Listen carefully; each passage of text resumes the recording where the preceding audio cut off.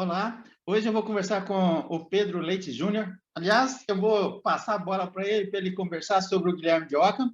Ele passou uma boa parte da vida dele estudando, pesquisando no mestrado e no doutorado, os universais, estudando o Guilherme de Ockham, e ele, desde que eu o conheci, ele gosta muito de falar do Guilherme de Ockham. Então, eu o convidei para falar sobre a vida, a obra do Guilherme de Ockham, e assim será. Hoje ele vai conversar conosco.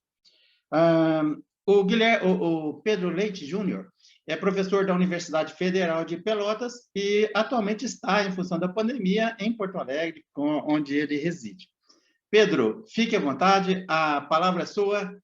Fique à vontade para falar sobre o Guilherme de Ockham.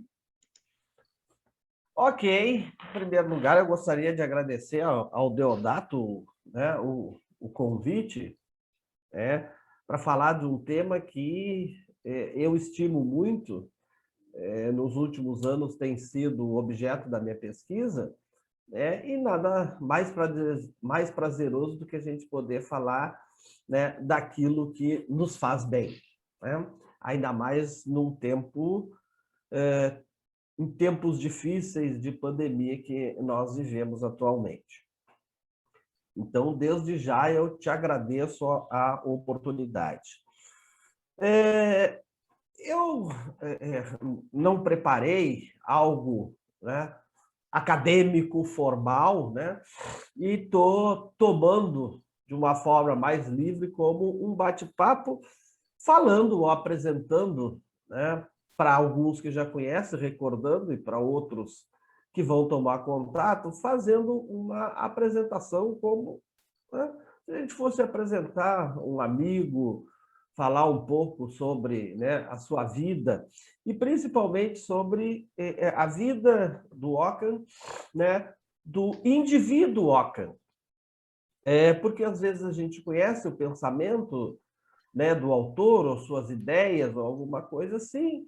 E nos últimos anos, eu tenho me interessado pela vida do indivíduo Ockham, sabendo que é muito difícil, vamos dizer assim, se colher materiais, informações, no sentido que se sabe que muitos autores medievais, em termos da sua vida, se conhece muito as suas ideias, mas em termos da sua vida, né, há muito pouco material.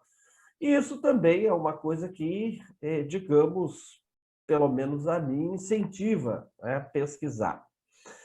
Então, o Guilherme de Ockham, né, foi um frei franciscano, né, que viveu de 1284, mais ou menos, a 1347. Né? O folclore, né, diz que ele morreu de peste negra, mas não se sabe efetivamente, né, do que tenha morrido.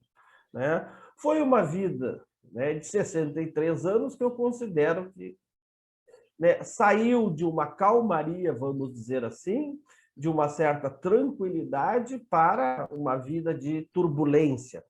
E isso aqui me chama a atenção, né, na medida em que a gente vê que não foi, embora estando, né, num convento, embora estando no período medieval, né, se era possível, e Ockham, a sua vida mostra isso, ter uma vida bem agitada, vamos dizer assim. Classicamente, se divide a vida de Ockham em três grandes períodos. Né?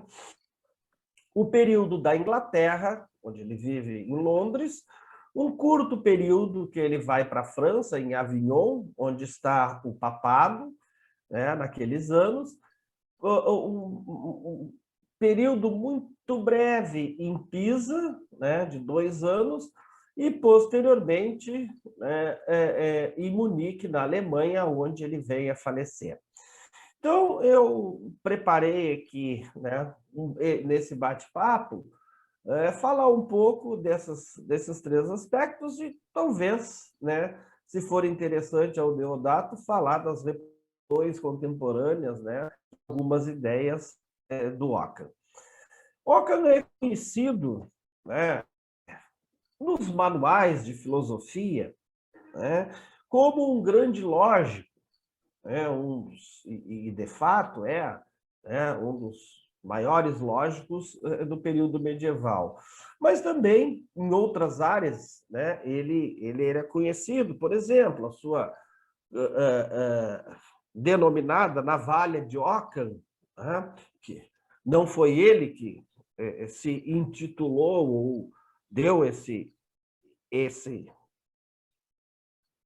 nome, né, para o seu princípio metodológico. Isso foi posterior, né? É conhecido o seu nominalismo, né, na sua lógica e na sua ontologia, né? A separação entre fé e razão na sua teologia e na sua filosofia, né, no seu pensamento político, né? A separação, nesse sentido que decorre entre fé e razão da Igreja e do Estado, na ética, né, e na sua antropologia, a autonomia da vontade, né, e no âmbito do conhecimento, né, de uma epistemologia, o seu empirismo. Então, grande parte assim se tem, né, uma visão, né, às vezes muito superficial, só das ideias do Ockham, né? E eu, como disse, comecei a me interessar exatamente pela vida, porque, como outros filósofos, né, a vida, de certa forma, ou os caminhos que a vida o levou, né, moldaram, de certa forma, o seu pensamento. E é isso que eu gostaria de mostrar para vocês, exatamente um pouco essa ruptura. Comecemos, então, pelo período da Inglaterra, né? Ockham nasce, assim como todos, tem um autor chamado Brampton, que diz que dos autores medievais, né, fora alguns que se tem um estudo mais aprofundado e nas próprias biografias, que é o caso, por exemplo, de Santo Agostinho, o caso do Abelardo, que escreve, né, sobre as suas calamidades. Então, se sabe alguma coisa um pouco mais específica desses autores, né? Mas, em geral, a grande parte dos autores medievais, né, tudo que se sabe até quando eles começam vamos dizer assim, se tornar indivíduos públicos, são probabilidades, né? E Ockham não foge ao caso. Ele provavelmente nasceu, né, entre 1280 e 1285. Né? Se toma como base 1284. Ele nasce no vilarejo de Ockham, que existe ainda na Inglaterra. Eu não tive a oportunidade de ir, eu estive um período na Irlanda, mas não consegui, né, por uma série de razões, ir a Londres e principalmente conhecer o vilarejo de Ockham só por fotografias, assim, né? Que ficava no condado de Surrey. Né? Em torno dos 10 anos, mais ou menos, Ockham é oferecido aos Greys, né? Os Friars Greys, que são os irmãos cinzas, né? Porque usavam uma túnica cinza, que são os franciscanos. Né? Se dizia, né, se usava a expressão oblato, né, quando uma família entregava o seu filho para ser educado, né, pelos freis, né? E também era uma oportunidade, né, talvez daquela criança ter um futuro, né? Então, em torno dos 10 anos, Ockham entregue aos freis para ser educado. E aí vai para o convento dos franciscanos, em Londres, né? E começa o seu processo de educação, né? Vamos dizer, na comunidade franciscana, a sua educação franciscana e a sua educação, né, formal. Né? Ockham, então, vai dos 14 aos 17 anos, faz o seu bacharelado em artes, são 4 anos. Depois, aos 18 anos, ele se torna, faz o seu noviciado na Ordem dos Frades Menores, né? Posteriormente, ele faz o mestrado em artes, ainda em Londres, é ordenado subdiaconal, né? E vai fazendo um percurso de formação, quer do seu caráter, né, na ordem franciscana, quer da sua parte educativa formal na universidade. Bom, lá depois dos 30 anos, Ockham se torna, né, um mestre em teologia, né? E fica, para se tornar mestre, hoje em dia nós temos uma, digamos assim, uma estrutura de formação bem diferente, né? Lá era um pouco diferente, né? Quando o indivíduo terminava o que para nós corresponde aqui o seu doutorado, né, ele tinha que, em vez de apresentar sua tese, ele apresentava um comentário às sentenças de Pedro Lombardo, que era, né, tinha sido estabelecido anteriormente como o livro, né, de base que, né, tinham temas que todos deveriam fazer o seu comentário. Bom, concluído isso em torno de 1318, Ockham já está, vamos dizer assim, um homem feito, né? Assim, um adulto, 34 anos por aí, ele fica aguardando, né, neste período para se tornar o que se chamava Magister Actu Regens, que era para atuar como professor na universidade, ter a cátedra na universidade. E nesse período de aguardo, né, esse período, né, até o sujeito se tornar um professor, se chamava principium.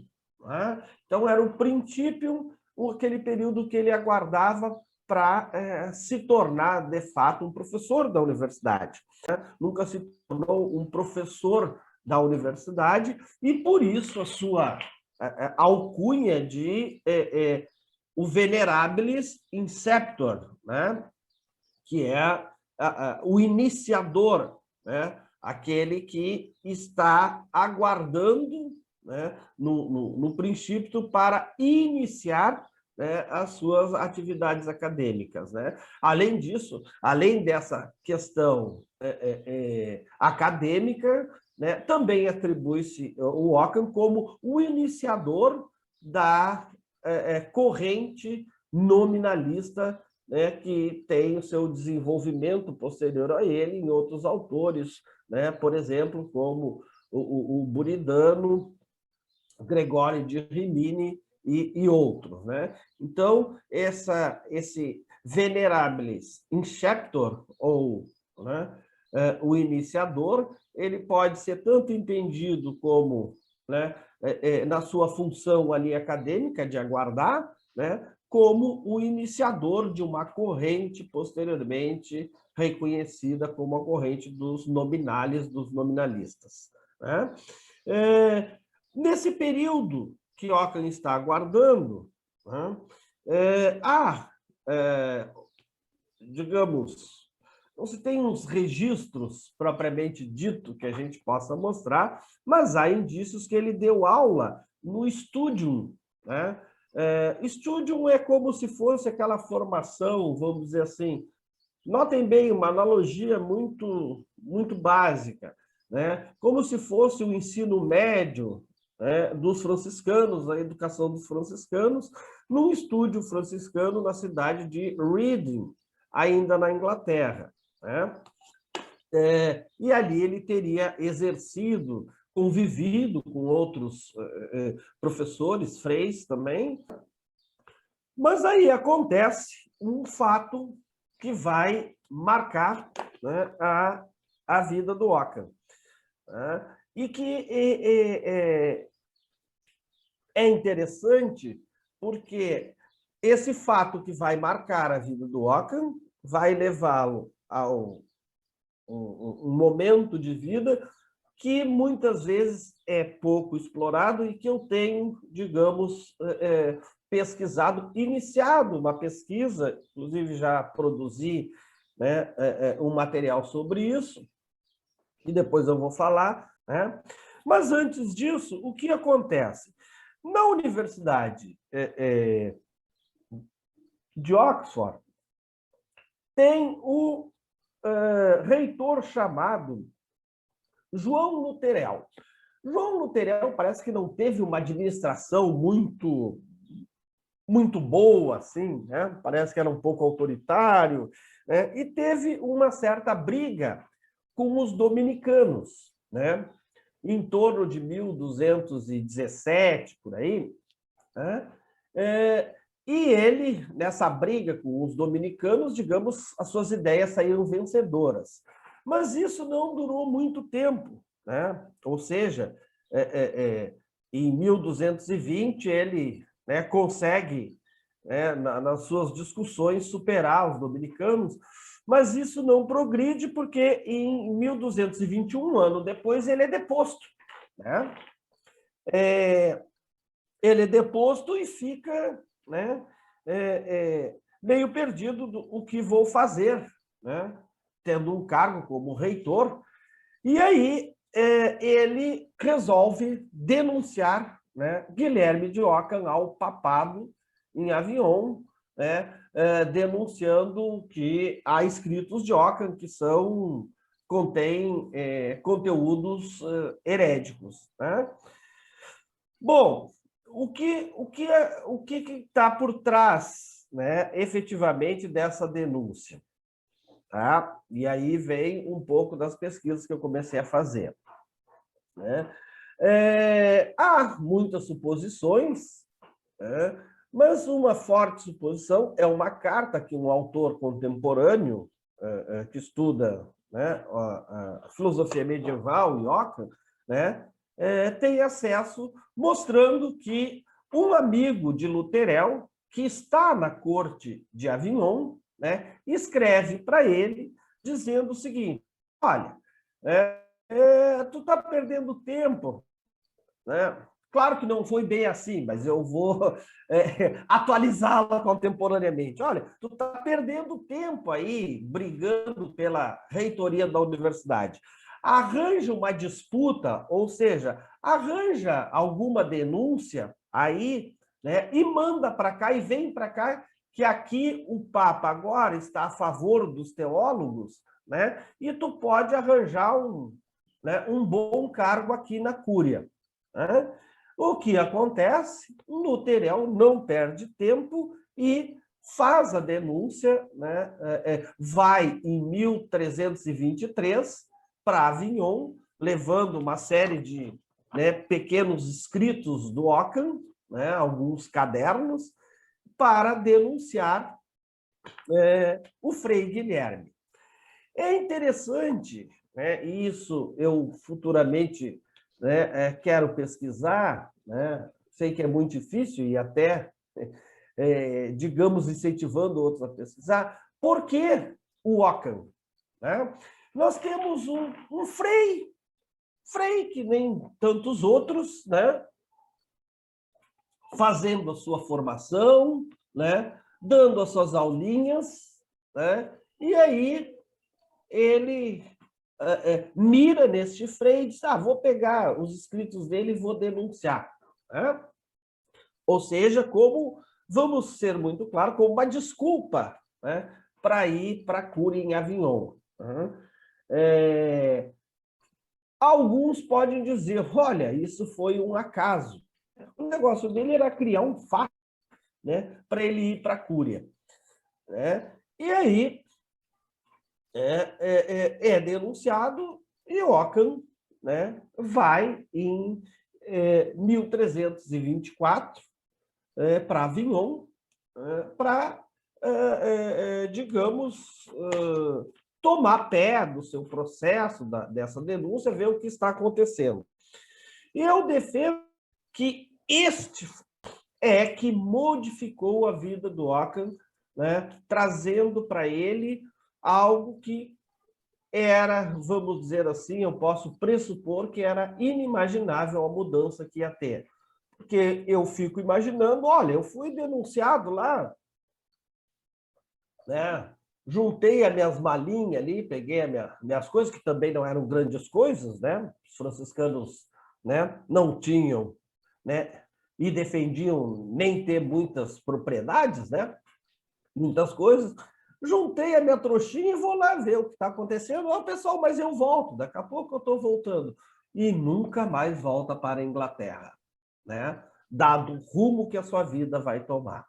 Né? Então, este fato, esta denúncia, esta, digamos, situação que faz com que ele se desloque da Inglaterra para Avignon é que, de fato, vai trazer a mudança na vida do Ockham.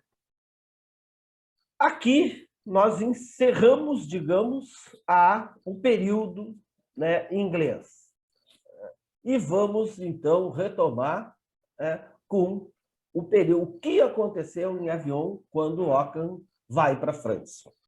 Pedro, eu vou chamar a vinheta e depois da vinheta a gente vai, junto com você, para a França seguir a vida do Guilherme, tá bom?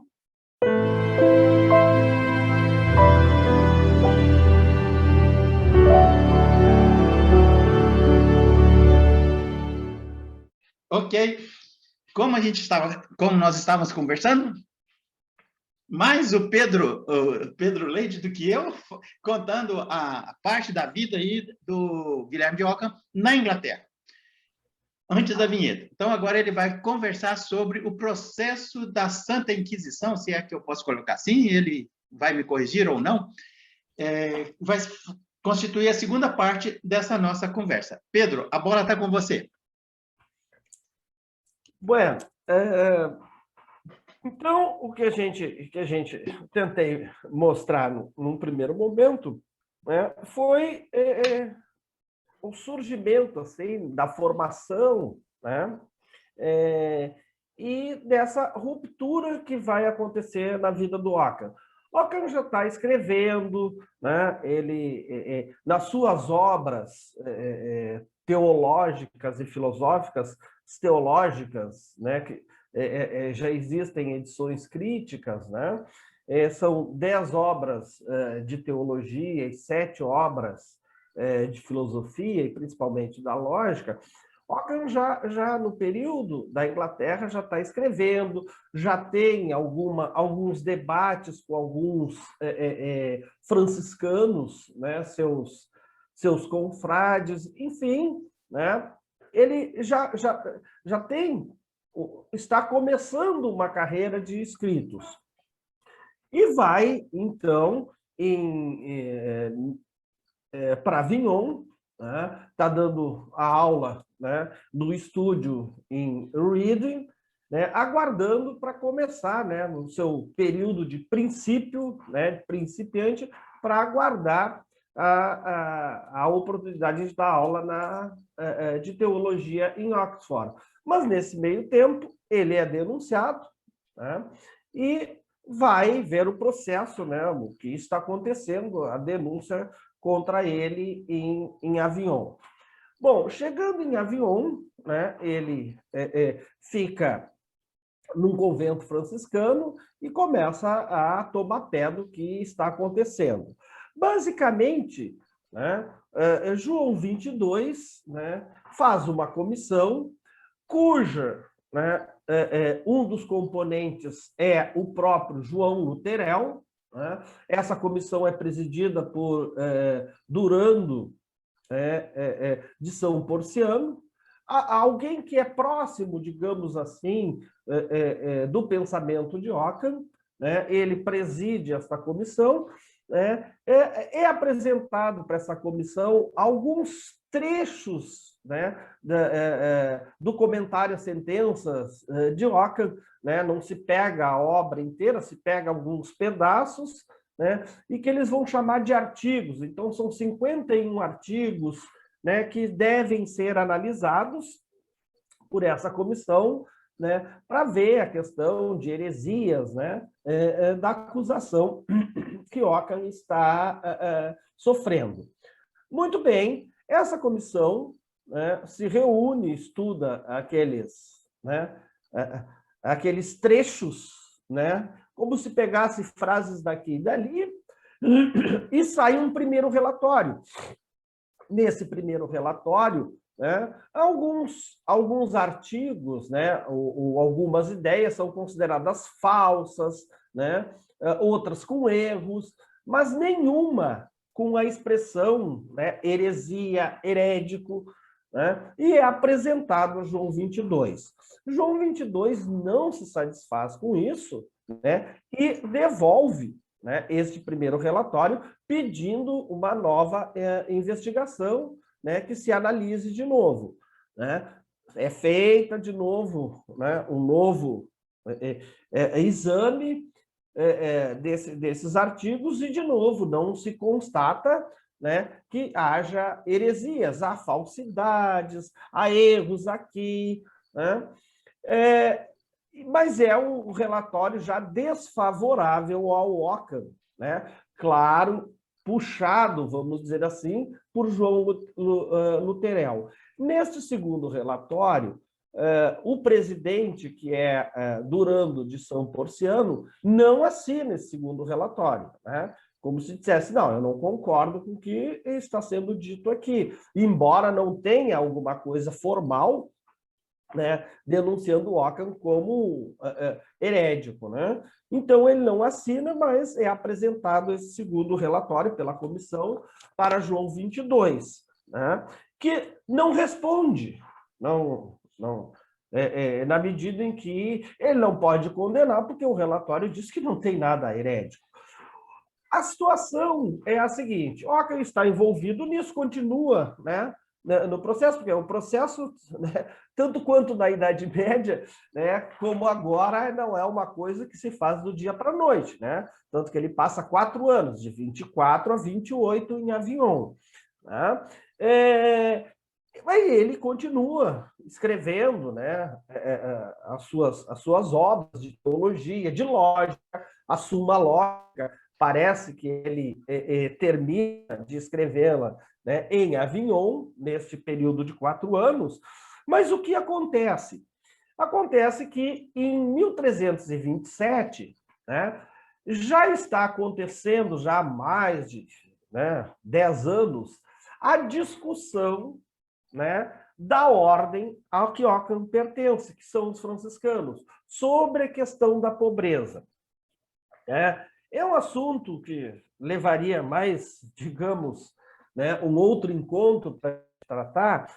Vem a comitiva de franciscanos, é chamada Avignon, né, cujo geral da ordem é Miguel de Cesena. Né? Então, Miguel de Cesena vem, né, com, né, o seu secretário e uma comitiva de franciscanos para debater com o Papa sobre a questão, né, da pobreza franciscana, né, que está incomodando, né, a Igreja. Aqui um parênteses, essa discussão, se vocês olharem o Nome da Rosa, né, o filme, o livro e o filme do Umberto Eco, vocês vão ver que tem uma cena que eles estão debatendo lá se a bolsa de Cristo era de Cristo, se Cristo tinha, né, propriedades ou não tinha, que parece ser uma coisa, né, tão banal assim, mas que subjacente a isso há um problema que dura até hoje com a questão dos franciscanos. Volto a dizer, né, daria um encontro, né, para falar só sobre isso.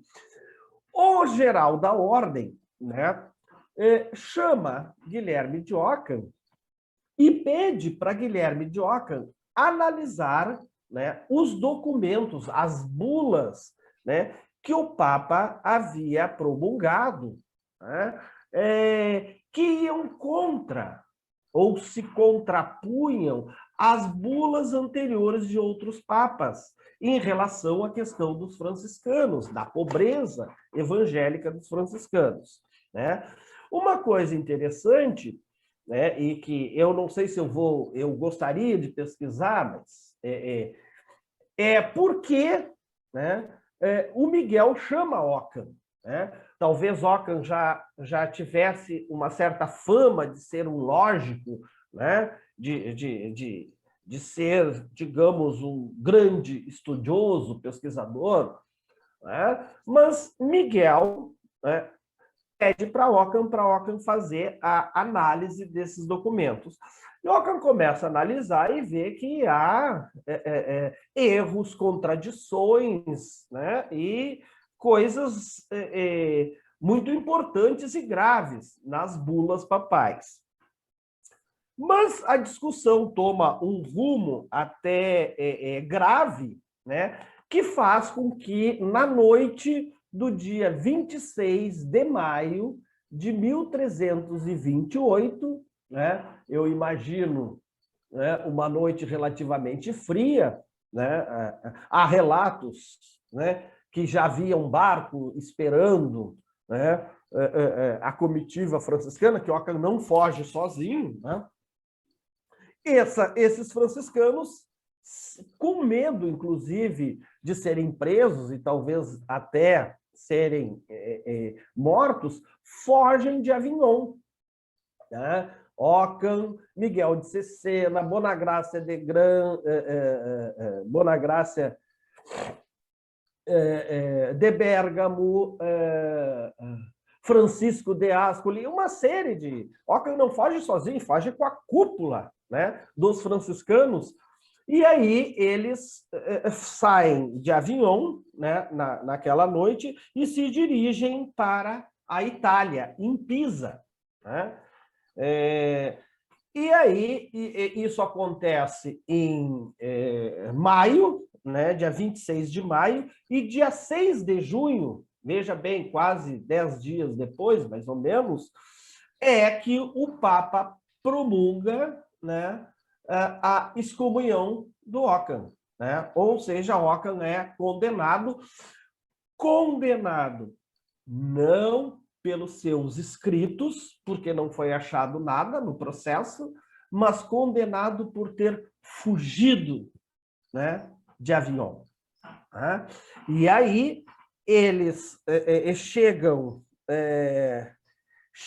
em Pisa, né, ainda em junho, né, dia 9 de junho, tá? Eu estou dando as datas porque existe o registro, e dia 21 eles são recebidos pelo imperador que está em Pisa, né, o imperador Ludovico IV, ou Luís da Baviera, né, da onde vem né, a frase, né, clássica que se encontra no manual, onde Ockham diz, né, o imperator defende-me gladio, et ego defendam te cálamo. Ou seja, tu me defende com a espada que eu te defendo com a caneta. Né? E aí, o que acontece, né? Eles, Ockham e tantos outros, porque daí já está em Pisa também Marcílio de Pádua, né? Que posteriormente vão ir para Munique, ser inclusive conselheiros do Ludovico. Né? Então, eles ficam de 28 a 30. Né? Além dessa discussão da ordem, notem bem o que muda, né, na vida de Ockham, além dessa discussão da ordem, né, há a discussão, né, ou ao debate entre o Papa e o Imperador.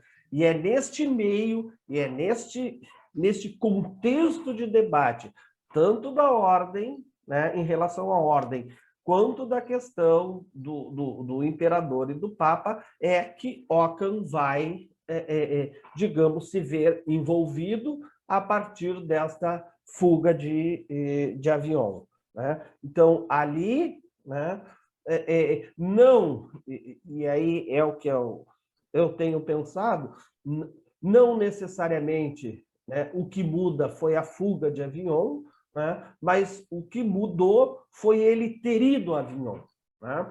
Por quê? Porque a minha grande curiosidade de pesquisa, né, por que, né, ele é indicado por Miguel para fazer esse estudo. Essa é a primeira coisa, né? Segunda coisa Ockham conhecia ou não conhecia essa discussão, né, dos franciscanos.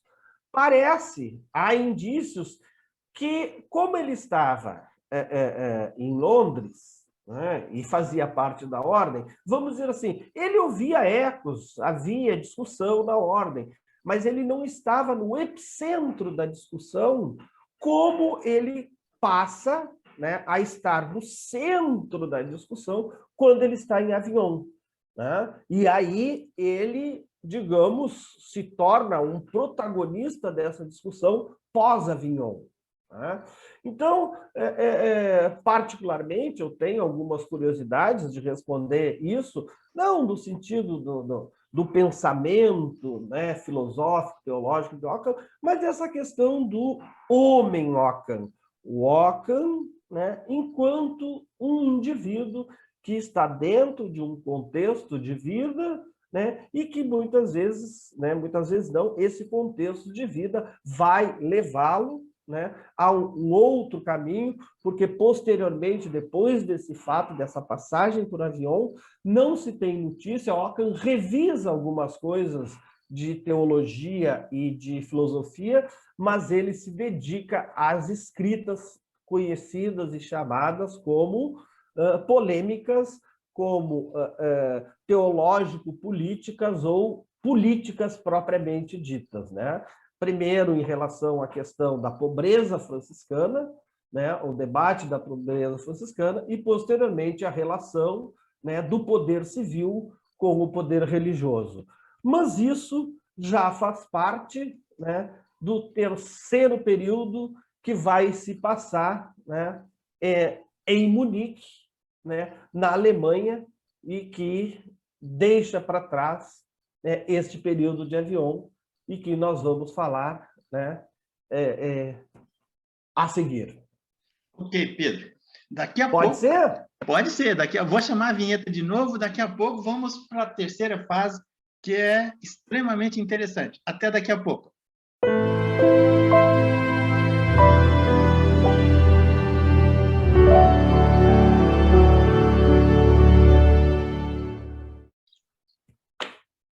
Ok, estamos de volta com o Pedro Leite Júnior, da Universidade Federal de Pelotas, pós-doc em filosofia. E na primeira parte, e na segunda, ele falou de duas fases da vida do Guilherme de Ockham. A primeira fase na Inglaterra, a segunda na França, e a terceira agora vamos para a Alemanha, a fase que o Pedro chama de fase política até a morte dele. Ok, Pedro, a bola está com você de novo. Então, pessoal, só retomando, né? Aqui uma coisa interessante sobre essa terceira parte, né? Se na primeira parte a gente pode dizer que as informações que a gente tem, elas são, né, prováveis com uma boa razoabilidade, né? Existe alguns indícios, existe, né, um ou outro documento escasso. Na segunda parte da vida do Ockham, a gente pode dizer, nesse período de Avignon, também já, né, se tem alguns registros, né? Ainda é preciso preencher algumas lacunas, que nem eu digo, que, né, a pesquisa, né, uma pesquisa mais profunda pode favorecer isso. Na terceira parte, nós temos, assim, a documentação, a gente sabe do percurso, né, de uma forma muito mais clara do que das outras duas fases, né? Esta fase da vida do Ockham é marcada, né, por duas polêmicas, a gente pode dizer assim, que correspondem àquilo que muitos pesquisadores chamam da sua produção, né? Teológica política, né? E depois da sua fase propriamente política. Notem bem, esses tempos foi me perguntado, né, se quando a gente fala em política, em Ockham, no período medieval, é a política que se entende hoje, ou posterior à modernidade, eu costumo dizer que não, né? Que nem meu antigo mestre e amigo, professor Luiz Alberto Boni, sempre dizia para nós, olha, eles são politólogos. Ockham, João Quidor, Marcílio de Pádua, eles não são politólogos, que nem nós temos o Hobbes, que nem nós temos outros autores posteriores que escrevem tratados sobre política. Não, aqui a gente fala política ainda sem o conceito, vamos dizer, de política, embora os temas sendo tratados dizem respeito à política, por exemplo, da legitimidade do poder, né? Da liberdade, da extensão de um poder de um no outro, grande parte do poder, né?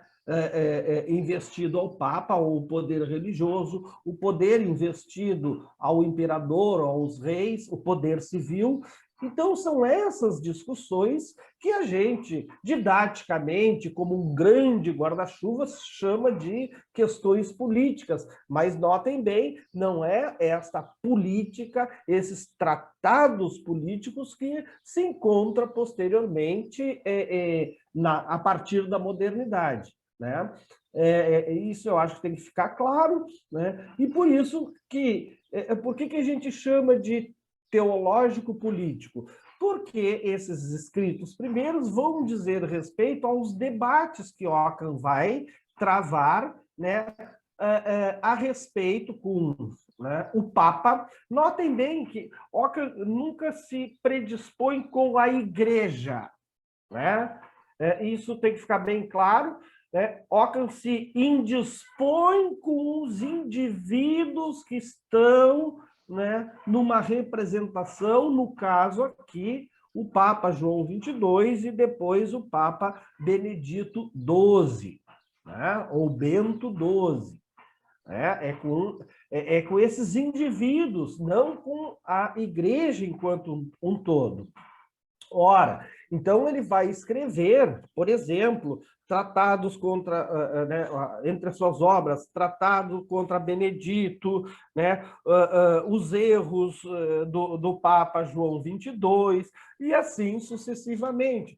São escritos que dizem respeito, no seu conteúdo, às questões voltadas para esse debate da pobreza franciscana. Posteriormente, os chamados escritos políticos propriamente ditos, né, entram em jogo questões que a gente vai dizer da política, que são as relações de poder entre, né, a Igreja e o Estado. Notem bem, Estado. Não existia essa noção de Estado no período medieval, né? Se fala em reino, se fala em civitas, né? Mas não em Estado. Usamos o Estado como um recurso linguístico, né? Didaticamente. São relações de poder, né, entre o poder civil e o poder eclesiástico, né? Que Ockham também vai escrever, né, o brevilóquio acerca do principado tirânico, as 8 questões acerca do poder do Papa. Aonde está em jogo aqui o conceito de, né, o poder, né? A questão toda diz respeito ao poder, né? Quem tem mais poder, se um poder pode se meter na vida do outro, vamos dizer assim. E aqui Ockham tem uma posição bem clara, né? Enquanto Egídio Romano, né, que entre os seus escritos defende a posição dos chamados curialistas ou papalistas, dizendo que né, através de argumentos racionais e argumentos buscados na autoridade da Sagrada Escritura, dizendo que o poder civil está submetido ao poder eclesiástico, ao poder religioso, né? Marcílio de Pádua, numa outra extremidade, vai dizer que a igreja, enquanto tal, ela nada mais é do que um elemento que compõe, né, a sociedade e que acima dela está o poder civil, né, na figura do imperador. Ockham vai, isso, o livro que o professor William e eu traduzimos, né, do padre Eguren, né, pensamento político de Ockham, defende exatamente essa tese, de que Ockham tem uma posição que ele chama de via média, né? E, nesse sentido, Ockham é muito moderado, com todas as suas críticas. Ele vai dizer, nem tanto ao céu, nem tanto à terra, né? Regularmente, quando as coisas estão funcionando bem, cada um cuide do seu quadrado, cada um é responsável. O poder civil é responsável pelas leis civis, como a sociedade deve funcionar, e o poder eclesiástico, poder religioso, poder, né, papal, deve cuidar da alma do homem, né, orientar para que o homem, né, chegue à salvação, chegue à bem-aventura, né? Então, regularmente. Porém, caso aliter, que é a expressão latina, ou em caso, ou a gente pode dizer em épocas de exceção, dependendo do Papa que está comandando a igreja, ou dependendo do governante que está governando, né, a sociedade, é possível, sim, se deve, inclusive, fazer intervenção. Se eu tenho um tirano, né, é um certo direito e obrigação do poder religioso intervir. Mas se eu também tenho, né, um dirigente como um papa que é herético, o poder civil tem a obrigação, né, o dever e a obrigação de intervir. Mas isso em casos, vamos dizer assim, excepcionais, né? Regularmente, que nem eu costumo brincar, cada um fica no seu quadrado ali e pronto, cuida das suas coisas, né? Há relações entre uns e outros, mas devem ser respeitadas. Então, fundamentalmente, esse é o, digamos, né, a percepção que o Ockham tem. Mas, quando foge de Avignon, né, quando Ockham foge de Avignon, ele se recorre, foge para Pisa, né, com a cúpula dos franciscanos. Em Pisa, encontra Marcílio de Pádua, né, ficam de 28, né, 1328 a 1330 em Pisa, né, que posteriormente o imperador, né, imperador do Sacro Império Romano Germânico, né, vai para a Alemanha, vai para Munique, e eles, né, sob a proteção do imperador, porque estão sendo ameaçados, né, se dirigem para Munique. Inclusive, Ockham estabelece uma amizade muito próxima do imperador, né, sendo seu conselheiro, né, e começa a escrever, fazendo, né, a defesa, de certa forma, né, dessa separação, né, do poder civil e do poder religioso. Né? Mas, né, ele tem, e isso ontem, né, eu digo ontem porque eu não sei, né, quando vocês terão acesso, né, mas o professor William e eu fizemos o lançamento de uma obra, né, que ele traduziu, né, e eu fiz o pós-fácil, o capítulo final, né, de complemento, exatamente tratando sobre essa questão do processo, como diz o professor William, né, não é uma obra, uma grande obra, é um pequeno opúsculo, né, que ele faz a tradução, né, da chamada Carta aos Frades Menores, né, aonde Ockham,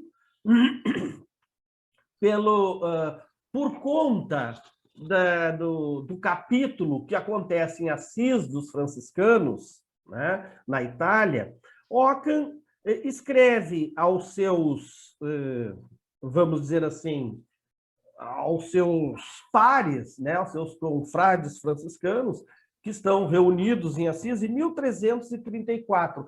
Notem bem, já se passou, né, 8 anos, né, desde que Ockham foge de Avignon, e essa é a oportunidade, é uma carta, né, que não é muito grande, mas Ockham manda essa carta da Alemanha para os seus confrades que estão reunidos, explicando, dando as suas motivações, né, de por que é fugido de Avignon, né, e porque ele desconsiderava João 22 como um papa legítimo. E um papa que perde a sua legitimidade, logo deve ser considerado herético e ser deposto, né? Então, ele considerava João 22 um não-papa.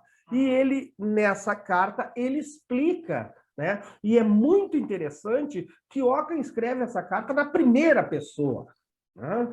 Porque, em geral, outra obra que ele escreve também na primeira pessoa é o Brevilóquio, né? Porque, em geral, os autores escreviam, né? O Ockham escreve argumentos, né? Mas essas, a gente pode dizer assim, ali está o indivíduo Ockham escrevendo. É como se, né, eu colocar, como o Descartes faz, né? Eu, neste momento, parei a minha vida, né, aproveitando, né, o recesso de guerra, e aqui nesse quarto, nesta lareira, vou escrever meus pensamentos, né? Descartes faz isso. E o Ockham, de fato, coloca a sua posição na primeira pessoa, né? Então, é um modo da gente identificar também o homem Ockham, né, escrevendo. Então, é muito interessante. Depois eu vou passar para o Deodato o site, a obra está disponível online, né? Que a gente também pensa assim que a produção ela tem que ser lida, né? Que a gente escreve tem que ser lido, né? Que tem que ser guardado, né? Que é muito interessante, onde ele vai elencar as razões de porquê, né, ele tem essa posição, né? E quais são os argumentos, onde ele analisa. Olha, o Papa nesta bula escreveu isto, isso, mas isto é errado por isso, por isso, por isso, por isso, né? Então, e neste período, Ockham escreve, né, vai a todos os anos, há uma série de obras, né? Aqui nós temos a Opus Nona Genta Dierum, que é a obra dos 90 dias, né? Certamente, eu não sei se Ockham tinha tanto tempo assim, talvez tivesse mais tempo do que nós, né? Que temos essa correria na nossa contemporaneidade, mas escreve uma obra, né? Dita que foi escrita em 90 dias, exatamente sobre essa questão da pobreza franciscana, né? Escreve a sua obra, se do ponto de vista filosófico-teológico, vamos dizer assim, a obra magna é a suma de toda a lógica, né? Que é um compêndio de filosofia. No âmbito da política, a sua grande obra é o Diálogos, que, inclusive, ele não consegue terminar, fica inacabada. Então, também ele escreve sobre essas questões, né? Vamos dizer assim, sobre o poder do imperador, né, e do pontífice, Então, são algumas obras que ele vai escrevendo e que mostra exatamente a sua atividade, né, política, enquanto um pensador que vai, né, escrever sobre questões políticas, quer voltada, num primeiro momento, para a questão da ordem, quer voltada para esta relação entre o Papa e o Imperador. Então, uma vida extremamente ativa, né?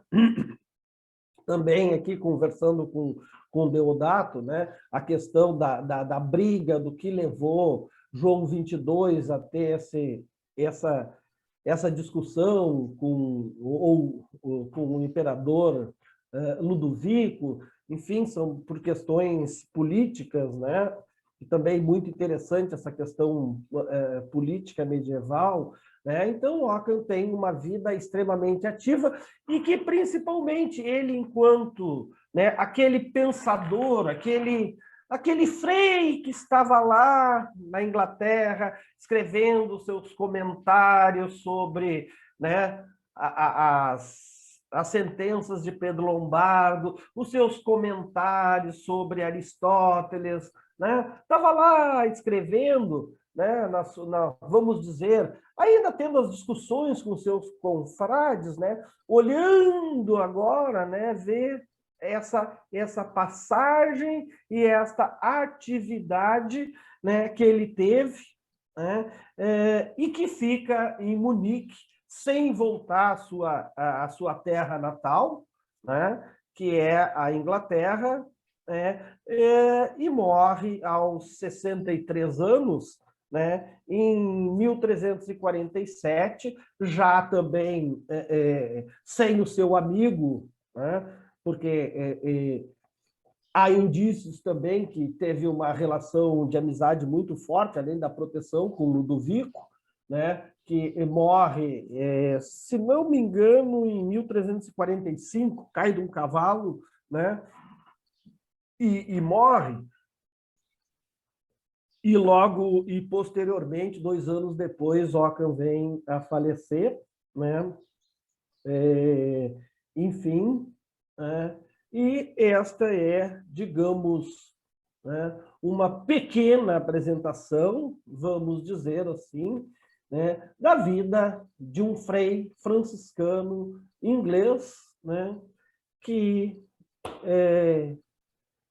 digamos, teve a sua importância, né, no período em que viveu, num determinado período que viveu, e que deixou, né, digamos, repercussões, né, do seu trabalho, que era filosófico, porque teve influência na Universidade de Paris, quando João Buridano foi reitor da Universidade de Paris, onde na Universidade de Paris houve um debate entre os realistas e os nominalistas, né?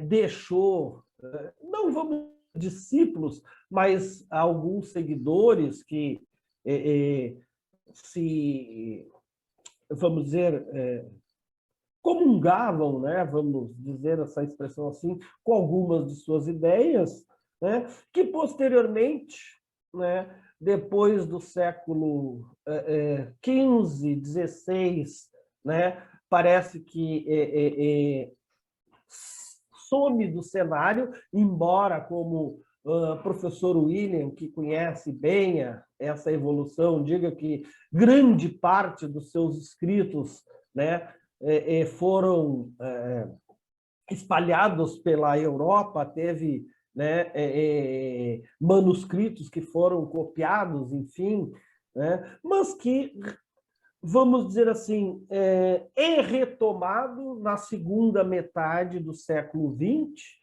né? Grande parte pelo trabalho do professor Boehner, né? E que é um padre americano, né? Acho que é americano, mas que dirigiu, né, toda o processo de edição crítica das obras do Ockham, as obras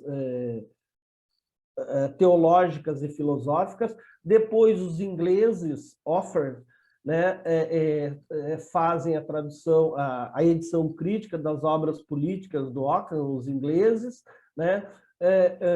Leon Baldry também, dos clássicos comentadores de Guilherme de Ockham, né? E atualmente muitos outros também, né? Professor Guisalberti, professor Panazio, né? Um franco-canadense, professor Paul Vincent Spade, grandes, digamos assim, pesquisadores em Ockham, e que seu pensamento é retomado, né?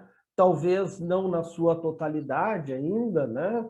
Mas em alguns aspectos reatualizado, né? Por autores da filosofia analítica, da filosofia da mente, né? Enfim, há algum tempo atrás, só para dizer para vocês, eu como gosto de ficar, às vezes, né, procurando, assim, a gente fica zapeando no YouTube para ver o que está acontecendo, eu descobri uma entrevista onde um matemático, né, identifica Ockham como o primeiro autor, né, a falar sobre uma teoria da probabilidade, né? Muito interessante, né? Então, quer dizer, alguém da matemática, alguém que está trabalhando com questões de estatística e probabilidade, então ele chega e diz assim, o Ockham surge como o pai da estatística. Eu digo, não é tão assim, mas...